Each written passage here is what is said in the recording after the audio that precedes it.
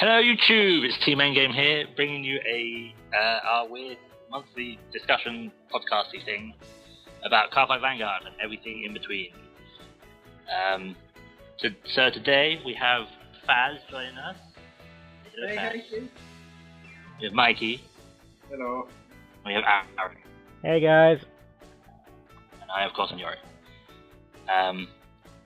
So yeah, let's see how this goes. Let's get this on the way. Hopefully it won't be too long, but you know that we like to rant on about rubbish. Okay, so our first topic will be news. And this month's news is pretty much set release stuff and worlds. I'm going to go over. And I'd like everyone to discuss, so with set releases. I'll do that first because let's get that out of the way. We basically had Zoo. We're going to get Stargate in like 3 weeks, 2 weeks. Effectively with Zoo, which was something for each one of our clans, me, Aaron, and Mike. So yeah. Mike, what do you think of your clan from Zoo? From Zoo? So you're talking about Greenwich here, right? So we got a lovely bit of support for the... Mike, can you talk into the speaker please, rather than away from it? I thought I was quite close, but I guess I'll be closer. Yeah, you're getting quiet, that's all. Okay. So, yeah, the support revolving around Big Belly was lovely.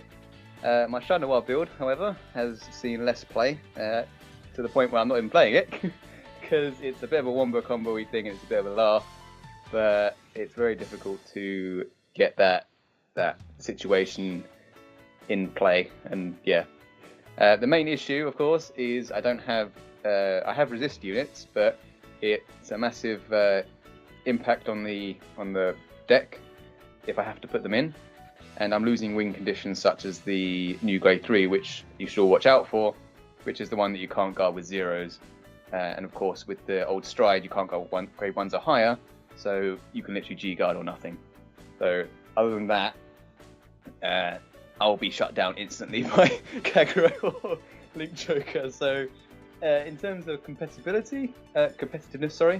the deck I think falls short.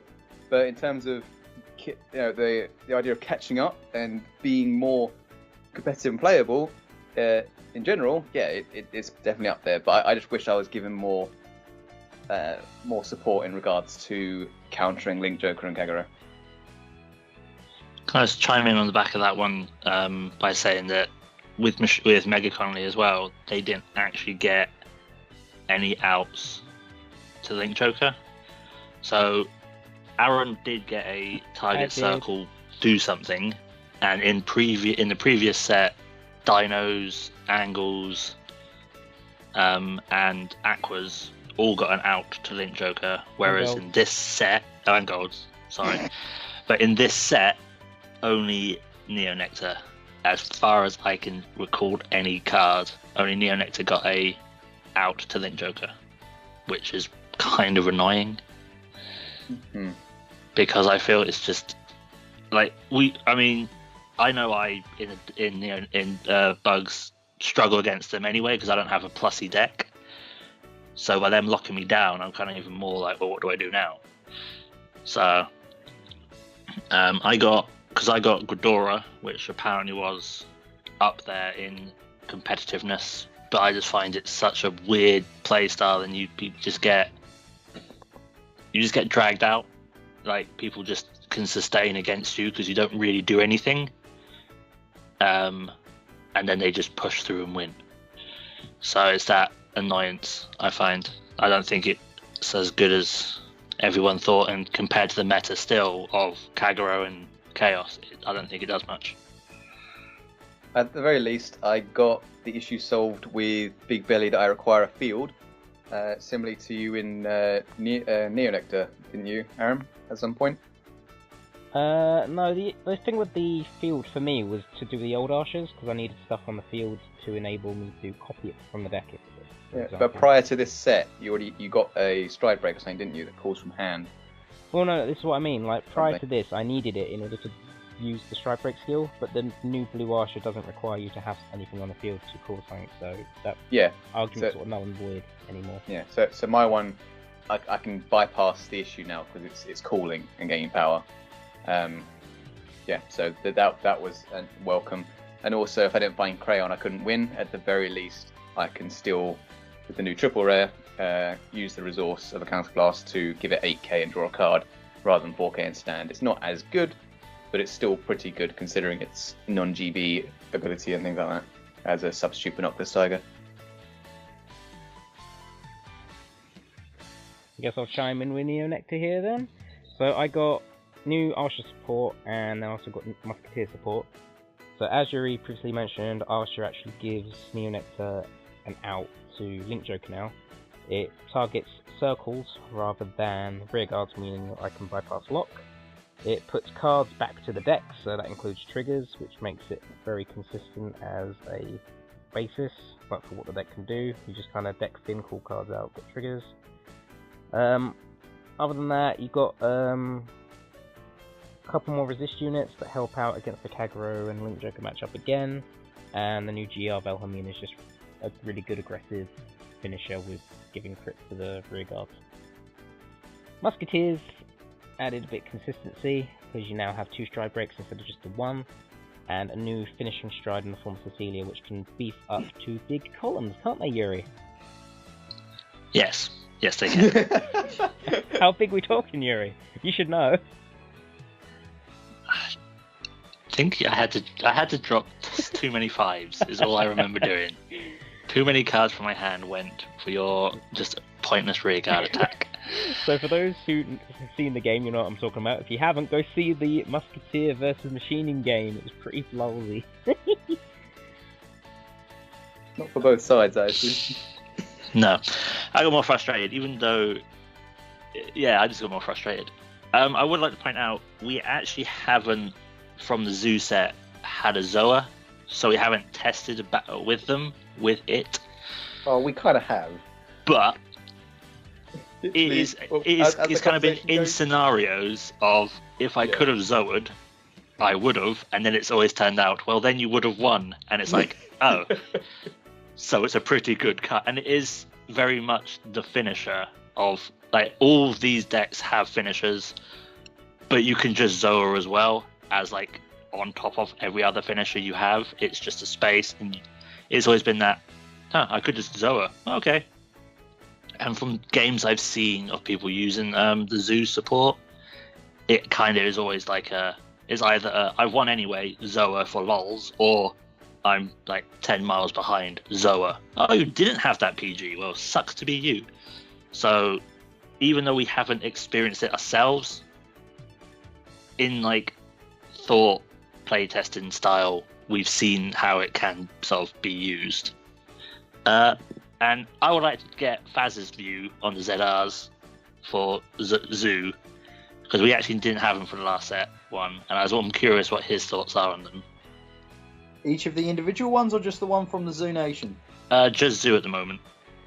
Okay then, I just need to remember... 99,000. You draw a card, call a card. Oh yeah, and something just basically is like, do you have 6 PGs? APG. Yeah, it depends if you play stands. It can't be targeted by anything. You have a PG. Close to the mic, guys. Okay then, moving close to the mic. So, Faz is finally here with a possible opinion on something, considering that, unfortunately, due to circumstances beyond my control, I can't really play or grab any of this clan stuff. So, basically, Zoa, if I remember rightly, is the Counterblast 2. Rear guard gets 99999, and if it deals damage, GG. Yeah. That's it.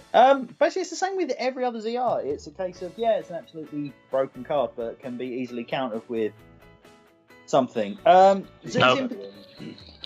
Zoos in particular, I would find annoying more than anything else. Yes, I understand that it's a perfect guard for your entire hand, but that is the idea of these things. It is your win or die setup. It's quite easy to get off to, it's theoretically GB3 early game. It's easy to do, so I don't like the instant win condition aspect of it. Well, they all pretty much are. No, it's not. This is the only thing that is an instant win. Everything else is I need to do damage for you, or can make retiring, or get a crit. It's arguably technically the Dragon Nation one can be an instant win, You're really right. given very weird scenarios of you only have 2 cards in your hand. Yes. So yeah, because basically it retires everything, and then you got to go from hand, etc., etc. So you got that. Out of all of them, though, to be honest, PG. Simple as that. It stops this being a major threat. But if you've seen them go, or you're in it, Oh yeah. If basically, you're going to lose anyway, and that's the issue. I'm going to lose anyway. well, this is Good it. night, guys, please. It's a win. It's another win condition. So it's the first win condition we've really had that's been added to the set since deleting, if I remember rightly. So it's kind of, once again, as I've said, it's a frustration, but it's nothing really that's going to be a, oh my god, this is so broken. Yeah, that's fair. That's my general opinion. I don't know. Have you heard the Sanctuary one yet? This is a general statement. I'm going to go into it. We're talking about the Sanctuary zoo one here, Mike. We can wait. Yeah, for No, the I'm just ultimate saying he to the hates next paladins. podcast That's my thing. point. It's not the paladins that I'm worried about on that. Okay, we'll get to it as and when. Go on. Yep. And then the other bit of news, which we didn't cover in the last one, was the World Finals for, I want to say 2017 happened, but it's always weird saying that because it happened this year. And we had the top 8, which were 6 Kagero, 1 Messiah, 1 Royal Paladin. We had the final of a Royal Paladin versus a Kagero, nice classic matchup. Then we had the winner of a Royal Paladin. All praise Aichi. All those lucky triggers. It was a Blaster Blade build, and he basically Becky'd the Kagero guy's face. So, yeah, thoughts on the world results. They did stream it, which I thought was a nice little touch. Yes, it was Japanese time, but the VOD is up on their Twitch and YouTube, if you want to try and find it. And it's got everything. They did all the final events, so that was Vice, Buddy Fight, and Vanguard. Now, did they stream Vice and Buddy Fight as well? Yes, I think they only streamed the top Finals. 8 of Buddy and Vice, but they were doing 1 game from every round of Vanguard. Right, okay. Because the thing is, Vanguard's still their most popular one, but they didn't want to not show the finals for the other ones, so they showed them. I was just curious because I didn't watch any of the streams. That's all. Yeah, It is to me. Yeah, the problem was it was the Saturday night, Sunday morning stream over. Started at like 1:30, I think. For us, anyway. Yeah. So really inconvenient for us, but of course, if you're there, it's a lot more convenient, and the closer you get to there, the lot more convenient it is. But I just want to get your guys' thoughts and reactions on the Worlds. Do you think it's a legit that a deck which no one thought of even should be in top 8, let alone win it, won it? Wait, thoughts you on the didn't fact think Blaster should be there? Yeah, I'm God, down no. on this one. Why would you bring Blasters to Worlds when there's better decks? And apparently there aren't, but that's not the point. Well, they Well, have the I give Blaster Blade resist as a first try, don't they? And then they just, because if you know you're going to go against Kagero, it's just I hope for triggers and hope to win. The thing is, from what I know about the guy's deck, he rang Wingle Use, which isn't a normal Blaster deckless card. So my only assumption that he's very aggressive in his playstyle. Yeah, he was full on like turn 1 drop entire board style. So I think that's a really good counter to Kagero, which takes at least several turns to get going. True. Especially considering he basically goes aggro with a Wingle Use, wipes his board because he essentially returns them to hand. So there's nothing to retire. And then late game, it's the whole Gancelot resist stuff to Blast Blade, so Denial Griffin's not a thing. It's more the fact of, I think it was actually a very intelligent play, and I know I'm saying this against Paladins, but it was intelligently worked out. The major plans and the major aspects of what was being used was always going to be Kagero, because people were loving the fact that it's 3 damage, 5 drive checks, and it's quite easy to get that off.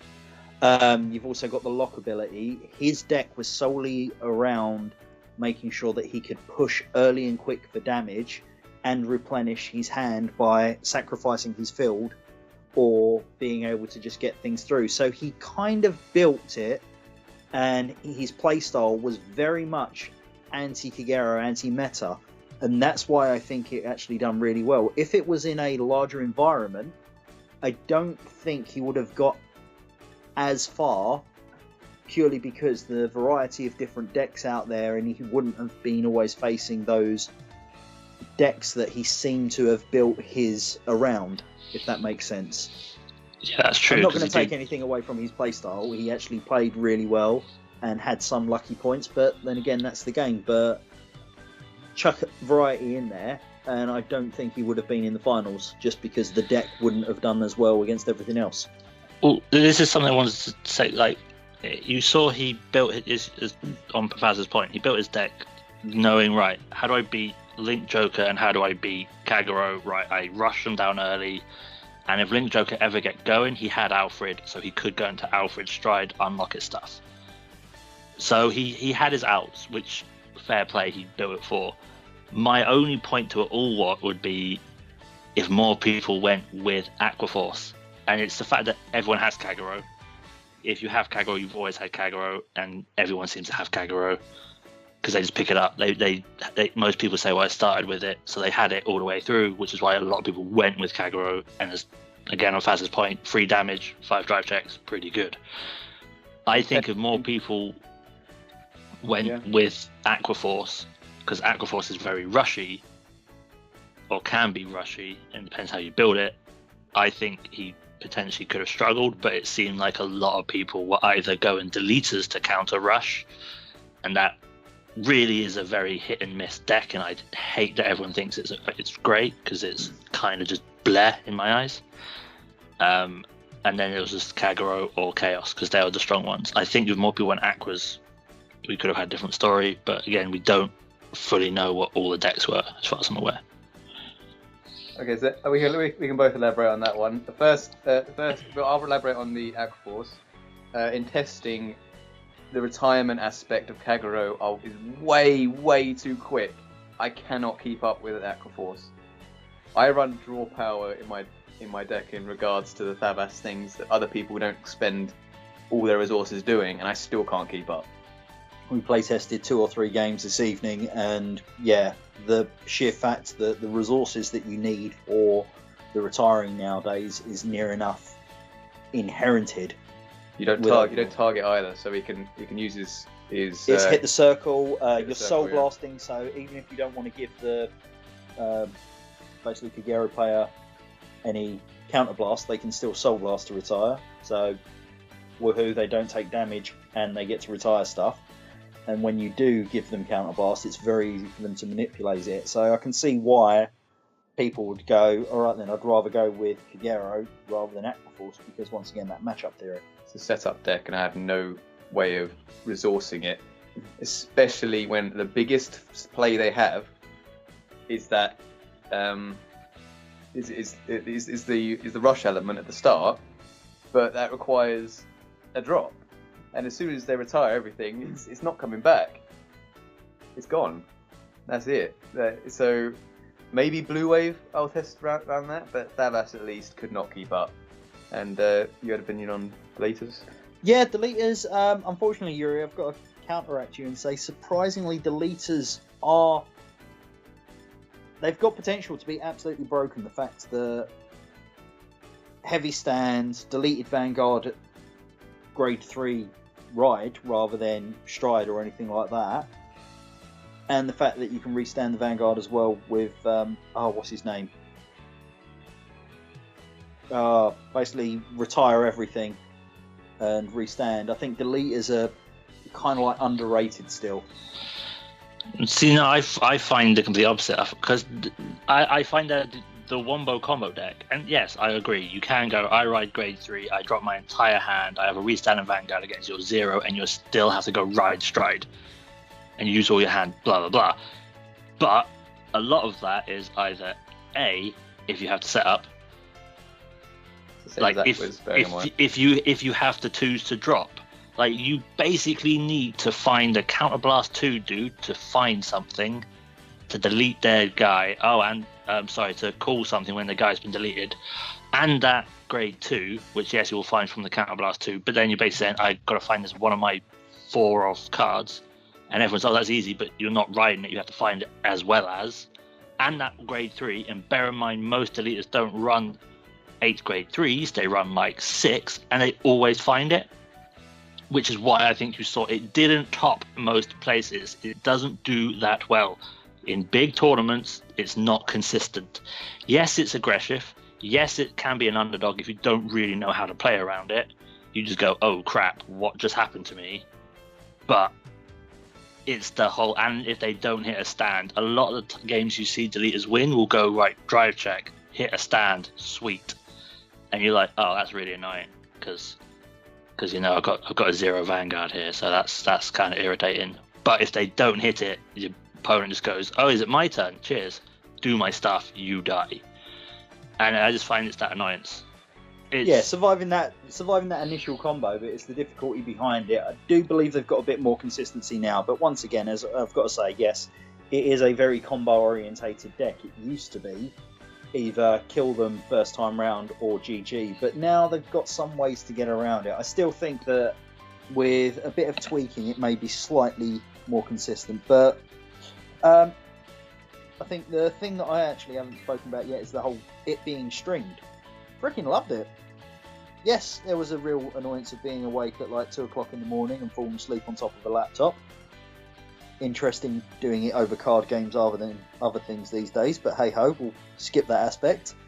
And yeah, it was just nice to see a variety of decks, variety of games. It's nice to see that Buddy Fight was there. Vice still piques my interest. I'd want them to actually continue to do that year in, year out, and maybe even on some of the other circuits that's going round, like at the Springfests. I think it's something I would like to see in more, agreed, in more tournaments. I know there has been some where it's basically been the public have said, do you mind if we set up a booth or a corner and start streaming? Because I know, what is it, we've had a few at the UK one where it's been, I think Fanboy 3 set it up. Or someone, people have been setting it. First year was Fanboy 3 and someone else that I can't remember.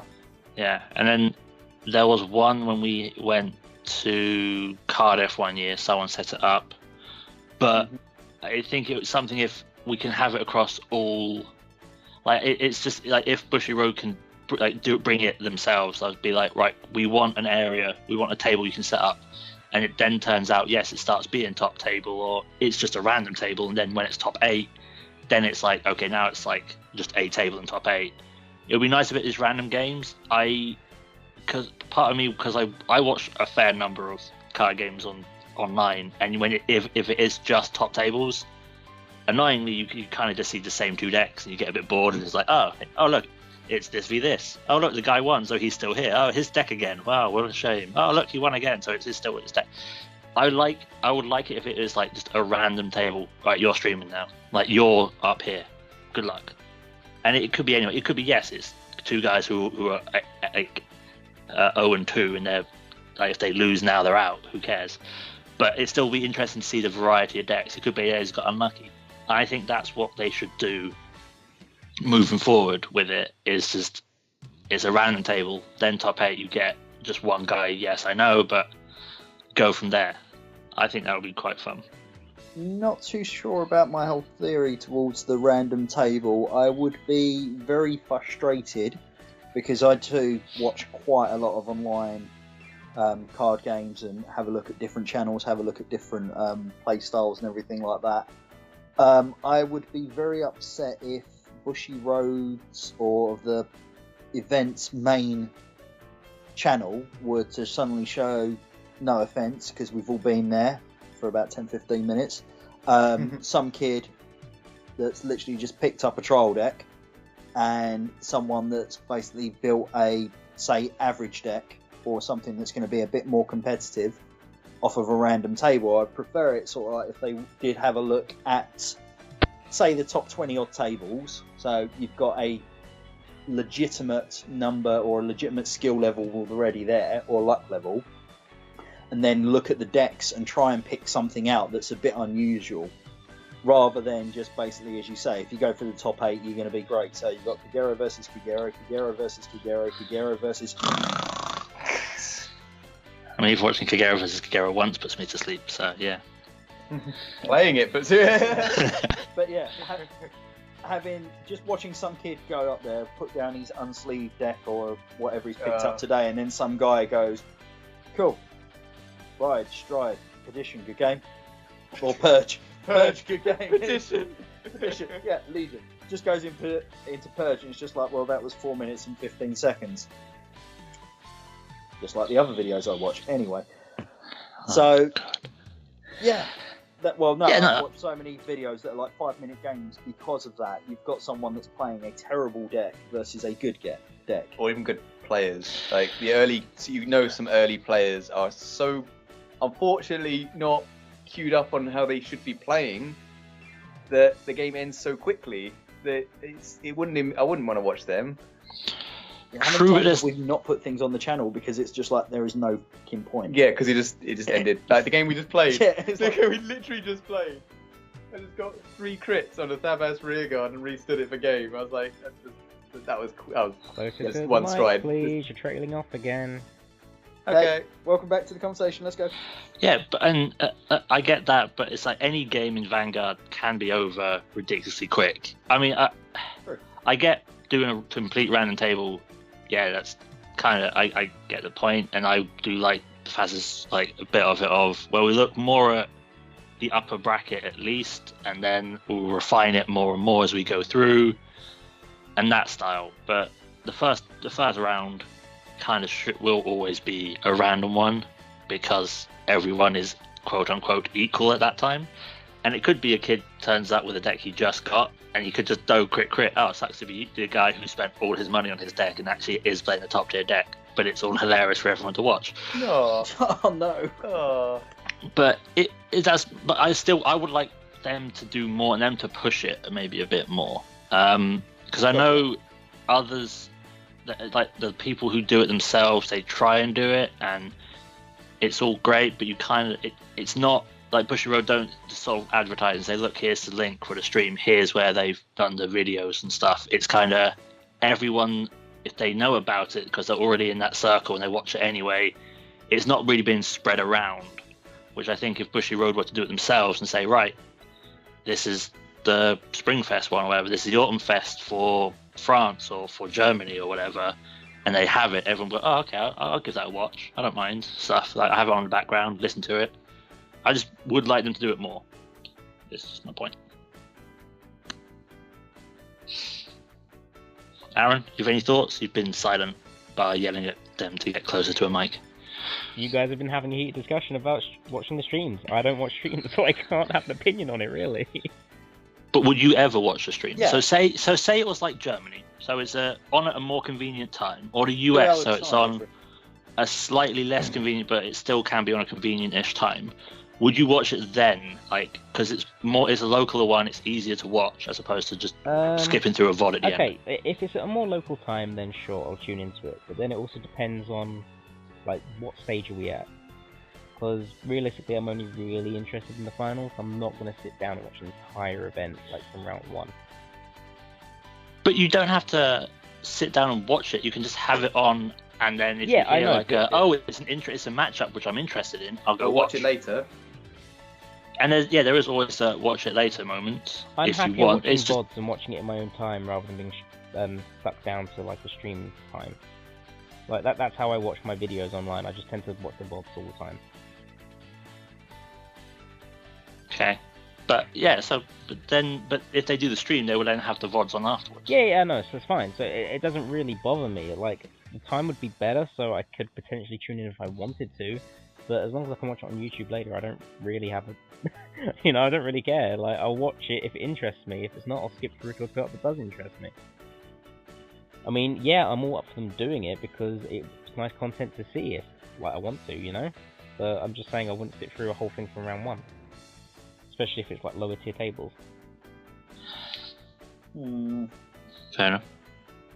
Valid. Oh, how long the amount of tournaments I've seen where it's just been, oh look, it's round 1. I'm going to be here for a long day. I think that's about it for news. Unless there's anything anyone wants to know about. We know Stargate's coming up, and then 2 weeks after that, 14, and then a month after that, Bermuda. Do you actually have dates for that though? I'm going to say guess no. What are the dates for? Stargate. Stargate, 23rd, I believe, of February. Okay. And then what was set 14s after that, yeah? Yeah, 2 weeks after that, and then April 27th is Bermuda. No. Yay, Bermuda! It's our time to shine, Faz. Yay! Getting a case. Bitches. As always. Yeah. But that's all we know coming up. We're slowly but surely getting the reveals for 14. We know everything in Stargate. We'll probably know it by the time of our next little podcast thing. Well, by the time of the next podcasting, Stargate will, set 14 will be out for Japan. Yeah, so we'll have everything. Yeah, and we might even know what's coming up after Bermuda. Who knows? My god. Yeah. New mechanic? Question mark. No, I think the new mechanic will actually be shown in Bermuda. See, I've had that thought as well. That they will get it. They will get old mechanic finishing up their stuff, and then 1 or 2 new mechanic, and it'll be like, ooh, fancy. Yeah. Oh, it'll basically be like when we first got there, when we break road before anyone else. Yeah, those are the good days. I'm going to be competitive in a tournament. It's going to be amazing. Broken annoying. It won like 1 tournament. People get over yourself. It didn't even win 1 tournament. So everyone was just like, "Oh my god, oh yeah, perfect guard." Yeah. Anyway, moving on. It's just like, Guys, you're trailing away from the microphone again. Stop it. So then into the iPad first. You're speaking into the bottom part of my phone. I don't understand. Technologies. So moving on to big topic or big news, big discussion thingy. Mm-hmm. What do we agree on that was this week? The Worlds. Was that it? Was that I it? thought that was kind of covered in our little streaming thing. Yeah. Okay. That was kind of in news. So, well, considering that you guys have kind of touched upon it already, I think our... Oh, go on, Faz. I was going to say, so like, what about the fact that Stargate's getting a thingy, Zoo's getting a thingy? That aspect. Oh, you mean the ZR? No. Oh, the booster yes. boxes. Nation boosters. Yeah. Yeah, I'm happy Possibly. to go into that. Aaron, thoughts? Yeah? If that's the conversation? Yeah. I'm cool with that. Yeah. So. Okay. Like how we're just working this out on the fly, like normal. Well, it was either that or the United Sanctuary ZR, which we know which is the only ZR we haven't discussed yet. We'll just, yeah. Save that one for next week, month. shall we, kids? Okay. Oh, yeah, it's God damn it. Yeah. Well, next month you can then do Gize, Ujima Flip Gizi. The Cray Elemental, which everyone was so surprised about. Oh my god. Yeah, Anyway. which is a 30k base and isn't a plus. And... Okay, not now, Faz, Baz. next month, Faz, stop it. Spoilers! Okay, stop. So with the Nation boosters, it was kind of the way I picture it is they did it as like filler support. Like, well, we need to give these guys support. How do we do it without setting random junk in every other case? So they just sort of went, and there's conveniently only 3 nations, so it's easy to do. Blah blah blah blah blah. So they went Zoo and Stargate.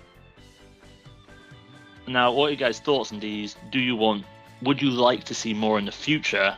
And if so, how on earth would that work for United Sanctuary in Kagero?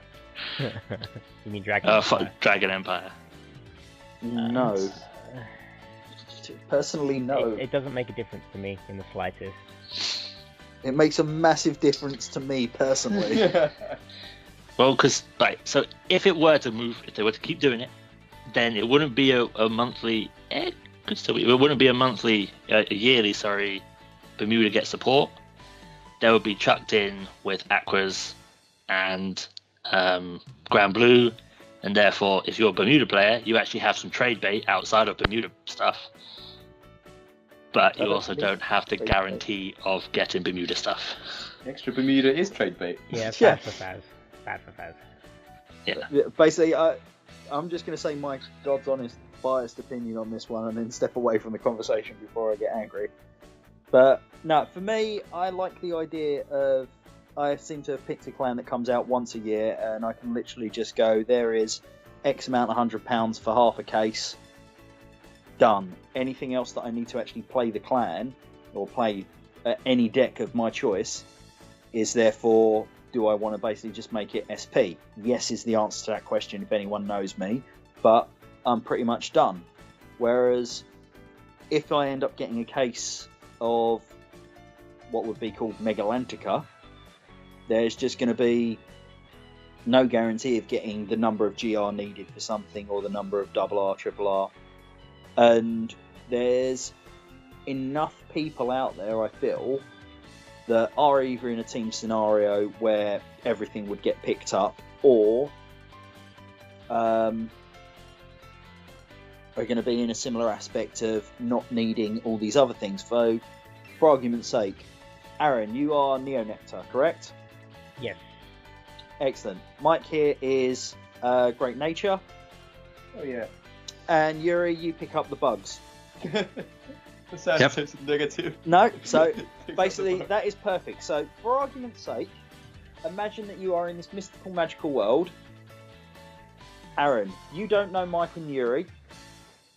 Mike, you don't know Aaron and Yuri. Yeah, Yuri, I you get don't know. it. Yeah. So basically, Yuri, you want bugs. What do you do? I would do what everyone else has done and just buy some boxes and hope on the bugs. Okay then, so you spend X amount of money. We'd spend 3 times as much potentially. Yeah. And have 3 times as much as stuff. Is what you're getting at. No, we wouldn't, because wouldn't everything have. I would pull of like Neonectar or Great Nature, I would trade then for bugs. Yeah, but you wouldn't. But you only get the amount you do because of the amount of boxes we get. So the point being is we'd all get the same amount of boxes. Yeah. Would you if put it this way, the majority of people are not in a massive team environment. They'll buy a box or they'll go out and swap for products and stuff like that. So they would go through that aspect. If you guys didn't have the community that you've built up around in regards to each other, collecting every clan in every nation, would you find it more frustrating that in this scenario, Aaron would be worse off? Because a lot more people would be focused on getting the Neonectar stuff. The bugs and the Great Nature would be considered the quote-unquote buff stuff from that set. And every single nation will have that.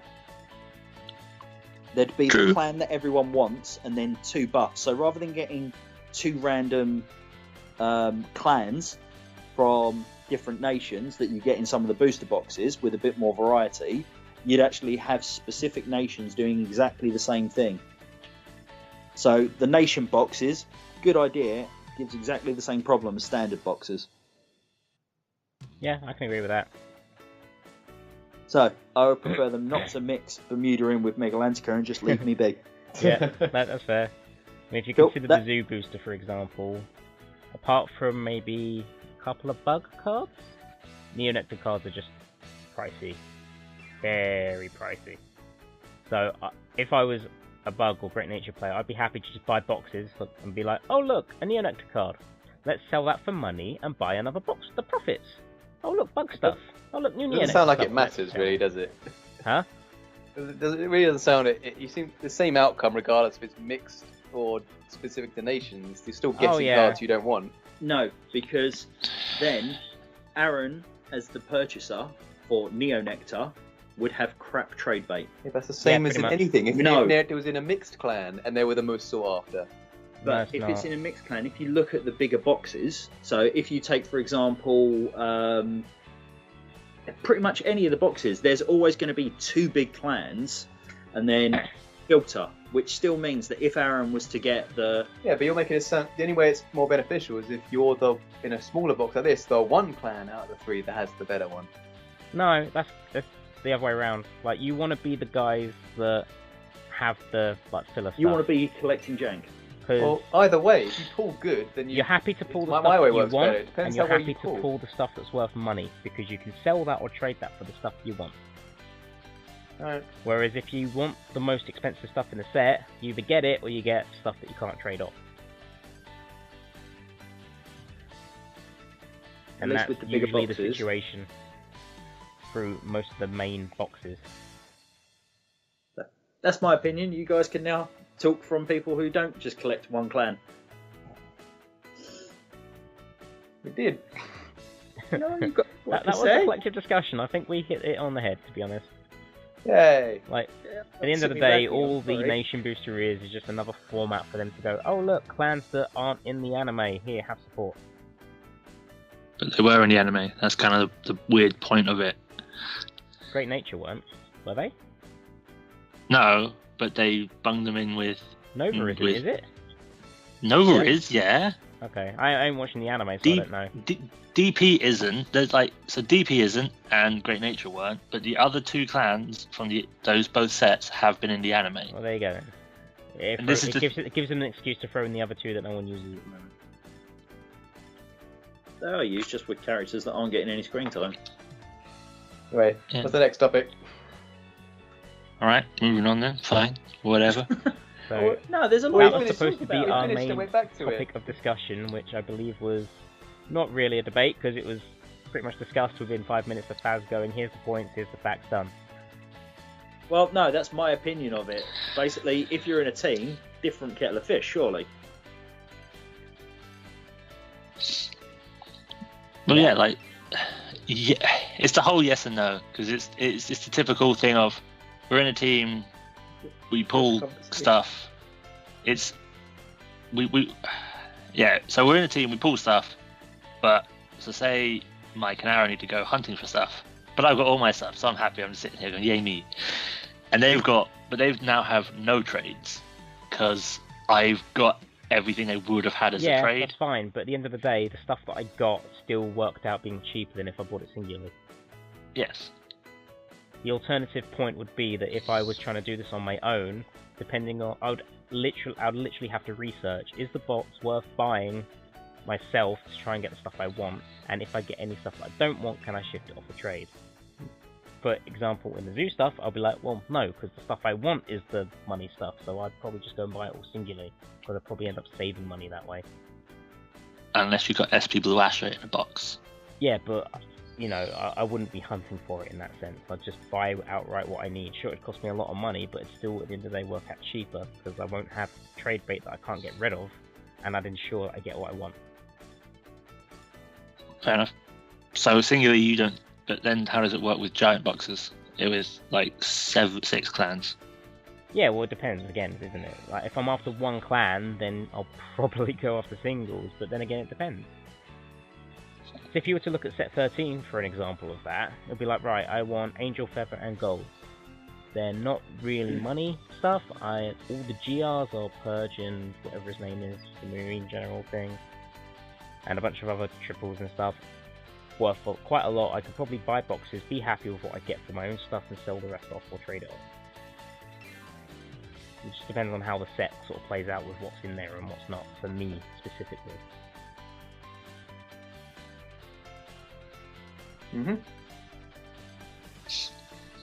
So we're not a giant fan of these weird nation-specific ones. No. I genuinely don't think it makes a difference from any other sort of extra booster, clan booster. Yeah. Yeah.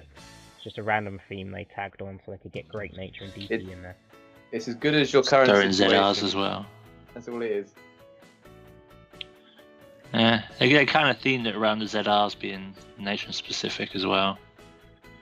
But It makes them harder to get though, because you'd only buy the set if you're interested in the ZR. because it works for you as well. It makes it more annoying to get a hold of it.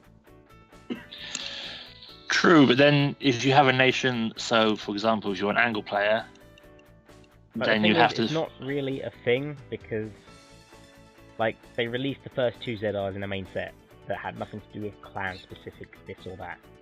I know this is what I mean. So this is why I said that when I first said this, I thought this was kind of their filler way of just throwing support out for people. Yeah. Yeah, find it lazy. But then it's the typical season is rushed style support. Legion, mate, all Second over half again. of the year always is. Yeah. Oh well. But I think that moves us on to the question we had from. Richard. I want to say, yeah. From our last video, because we do say give us questions, we'll try and answer them. His thought or his question was: the new clan should there going to be a new clan for a new season? And what nation should it be in? And I think it's just discuss if we think there is, what mechanics we can give it, what could it look at, because you got soul, drop zone, damage already kind of done, and now time leaping, so deck, weirdly enough. So like, what are you guys' thoughts? Where would it go if you want it, if it should be? Do we even need one? The floor is open. Okay, one question at a time here. What clan would it be? There's 2 ways you can look at it. What clan has the least amount of clans in it? Nation. That Nation. makes no sense, Mike. Well, Nation has the Absolutely least amount no of clans in sense. it. Each clan has the least amount of clans. You know what I mean? I got messed up, alright. Well, You're going quiet again. let's have a look. So it's not going to be United Sanctuary or Dragon Empire because there's an S ton of those. You're looking at Meglantica 3, Zoo 3, Dark 4 now, and Star 3. Is that right? Yeah. I want to say yes. Yeah. So you got three nations with 3 clans.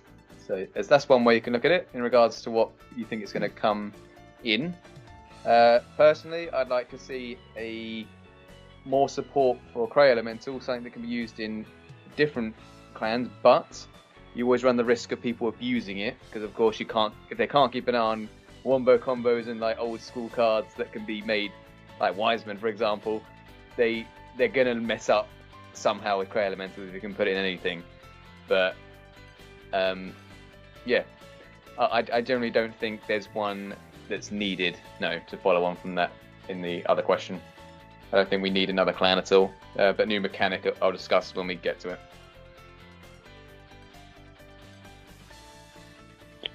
So, I don't know what the clan could be or what it could do, but chances are, new season, there will be a new clan because Bushiroad like money. But I'd say it'd be into Zoo Nation, if anything. Because, reasoning, United Sanctuary have a crap ton anyway. Dragon Empire have a crap ton anyway.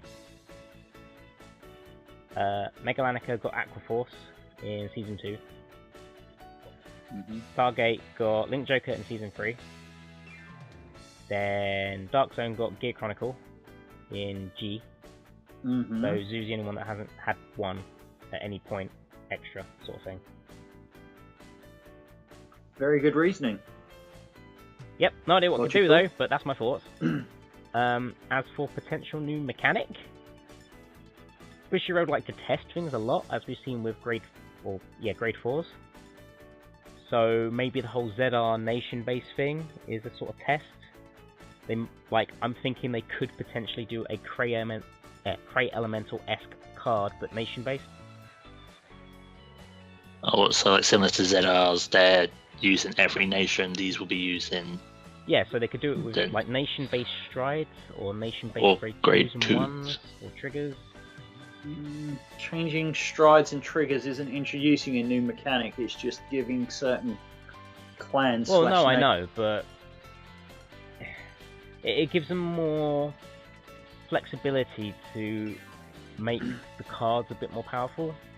Because Cray Elementals are usually relatively weak or awkward to use because they can be, like, because they're so flexible and can be used everywhere. They've got very specific uses. yeah. That's it.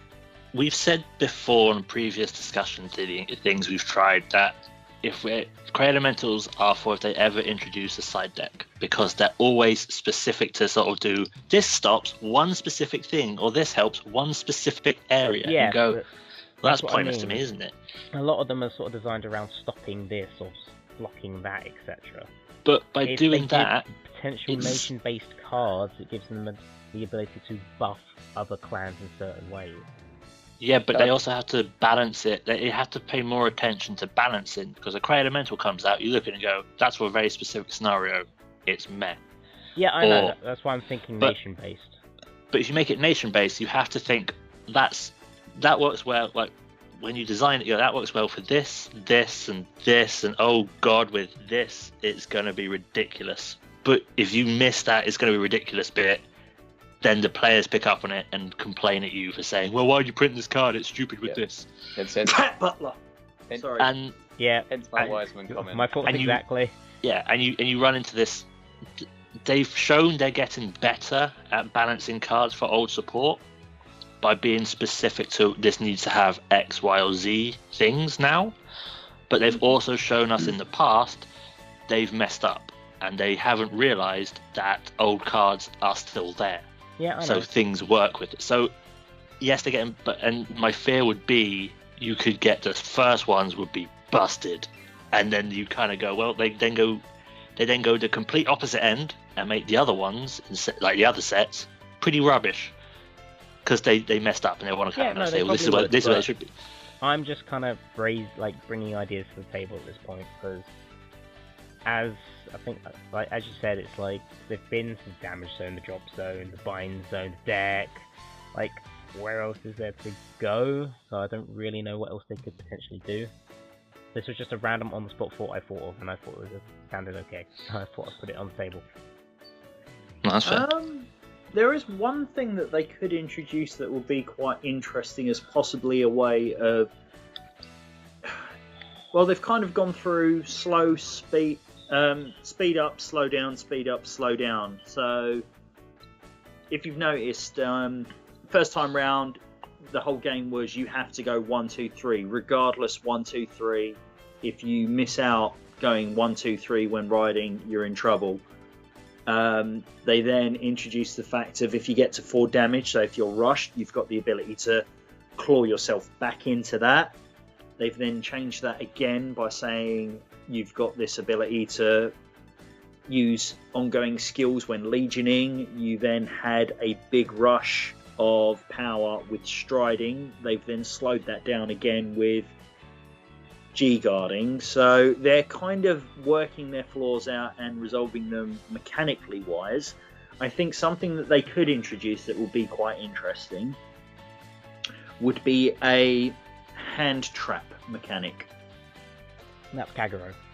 Yeah, you'll take it away from Kagero, but No. I think Basically a hand trap, as in specifically going, this card, if either discarded or used in a way, will completely negate or stop a certain effect going off. No. Okay, so that's just going to be a That's Cray why I Elemental stopped that no playing one will things ever like use. Yu-Gi-Oh, because it's horrible to experience. It ruins the game. It's the only thing that they can do, but it doesn't ruin the game. Yeah, I think it does. I think it does. I don't. The current. What do you have to watch out for? Link, Joker, and Kagero. Why? Because they manipulate the game so much, it's forcing you to not play certain decks, and that's ruining the game enough.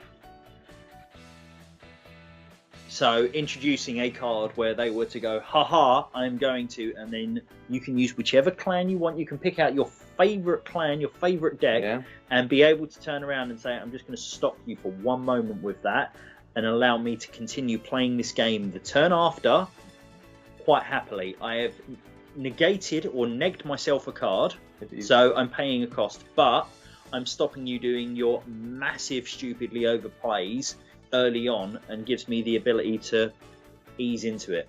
Thing Because is, if you can, sure, slow down the game early, but at the same time, I've expended my resources, or my entire deck plan has been shut down because you've got a hand trap. It's the exact same. I apologise to keep going back to Yu-Gi-Oh because it's just a prime example. Effect Veiler and Max C used to be a thing that stops people in their tracks from doing anything, and they just pass their turn because they have to stop. You completely shut them down because you happen to have a card. Yes. So what's happened is that if you notice now, those cards in those games that you were saying of Yugi, Effect Veiler, and Max C, with the exception of Max C, possibly, it's not that predominant because those two cards were overpowerful of what was going on. Whereas Max C is now banned. As far as I'm aware, Max C is now on the restrict. You can't use it in your deck.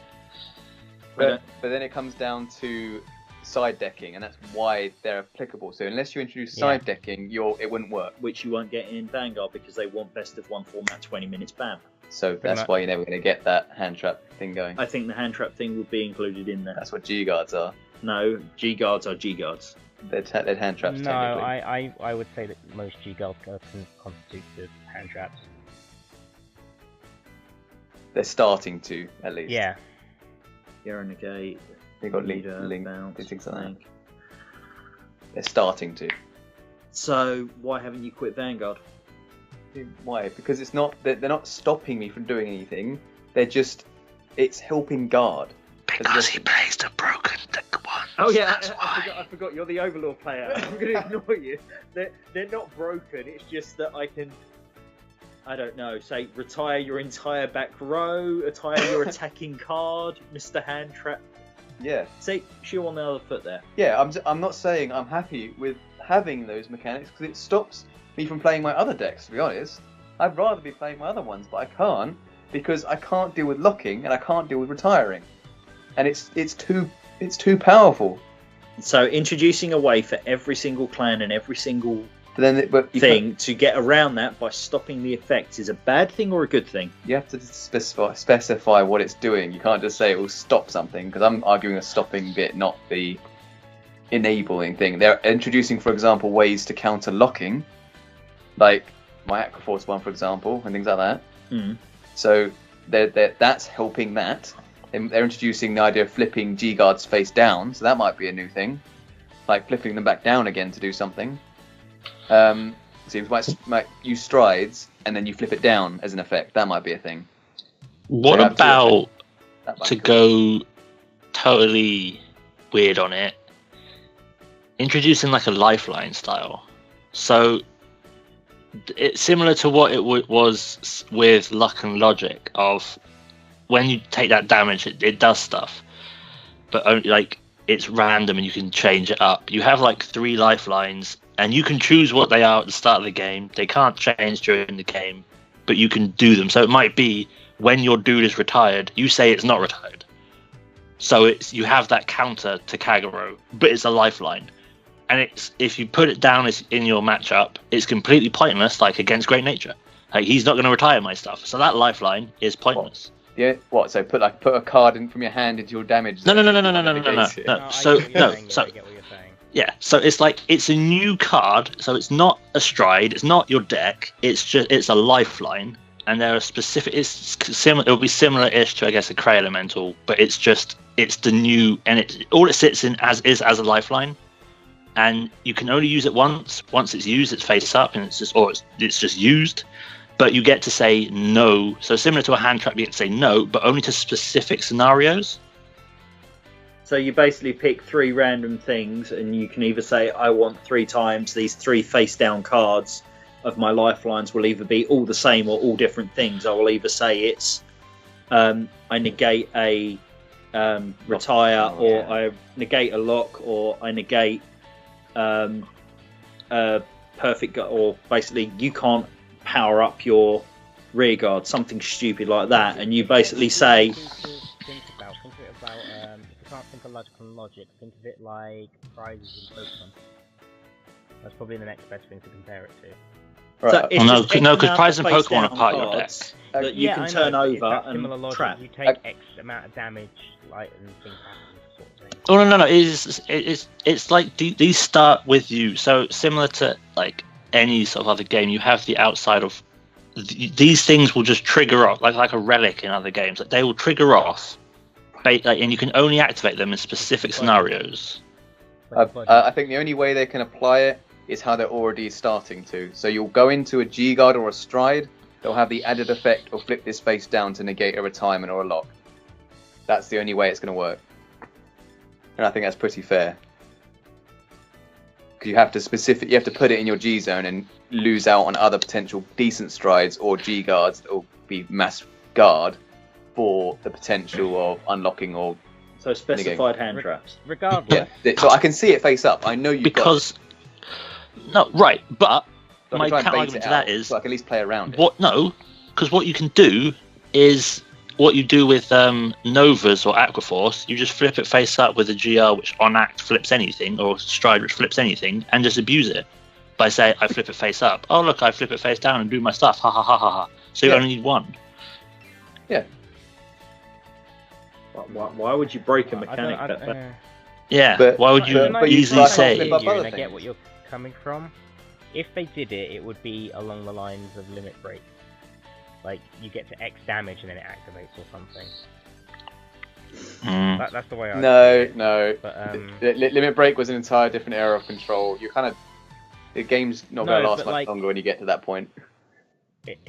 Whether it's in your G zone or elsewhere, it activates when you hit X damage and then you get to do something.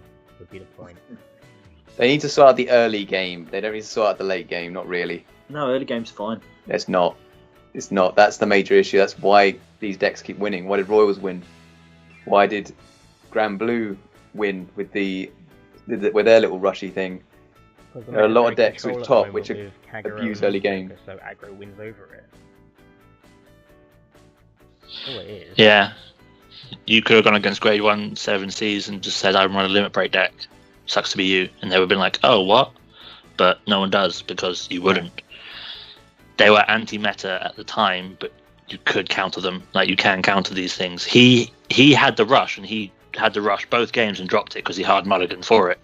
But his deck could have easily said, here's your Grade 3s. Good luck. And he would have been like, well, I'm dead. Because Kagura is going to rate. Yeah, it's like, moving on. Or, like, and you saw in game, if you watched game 2, he only won because he hit a stand.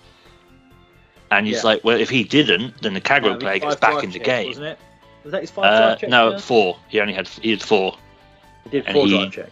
Oh. Yeah, and the stand was like the last one, but he hit the stand, and if he didn't, he would have been like, well, I'm kind of dead. Crit draw. Yeah, he rainbowed it, didn't he? It was crit. No, it was draw, crit, heal, crit, stand, I think. It doesn't run draws. But yeah, so it's that whole scenario of he would have lost because the game went on long enough and the Kagura player had survived long enough that he could have started getting into it. He had to hit the stand We've got to win. the beginning of the podcast. Exactly. Back to the beginning. And that's how you just go, we wrap it up there because we've gone full circle.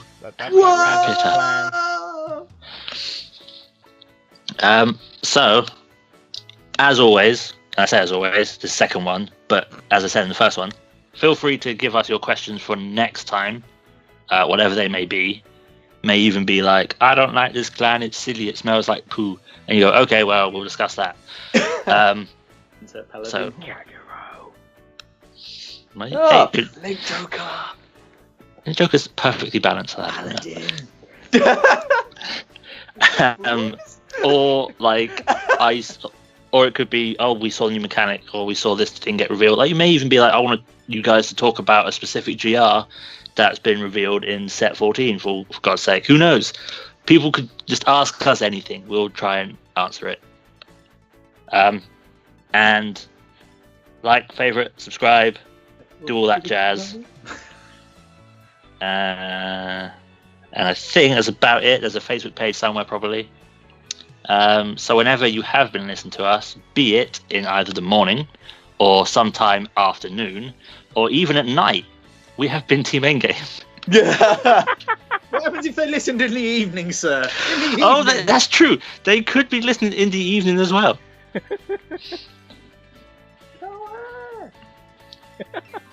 We have been Team Endgame. Toodles.